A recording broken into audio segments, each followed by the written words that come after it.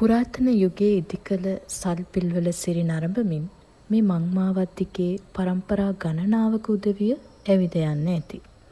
දෙස් විදෙස් සංචාරකයින් මේ පාරවල් දිගේ නානාවිධ මිනිසුන් සමග නානාවිධ කල්පනාවෙන් ඇවිද යන්න ඇති.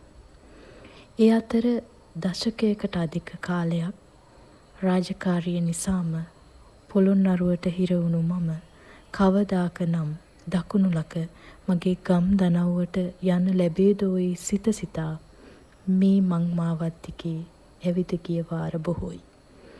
රජකල සුවිසල් නිර්මාණ අභිමුවව මට එවිට සිහිවන්නේ මිනිරන් හෝ මැණික් පතලකින් නිදා ඇහුණු ජනගීරාවයයි. ඉන්නේ දුම්බරයි මහ කළු ගලක් යට, කන්නෙත් කරවලයි රටහාලේ බතට, බොන්නෙත් බොරදියයි පෝරු එකල පවට, යන්නේ කවදාද මව්පියෝ දකින්නට. පතලක තරම් කටුක ජීවිතයක් මං ගත නොකරත් ඒ පතල් වල ඉන්න මිනිස්සුන්ට වගේම මටත් දැනුණු හුදකලාව දුක මෙහිමයි කියලා කියන්න බෑ.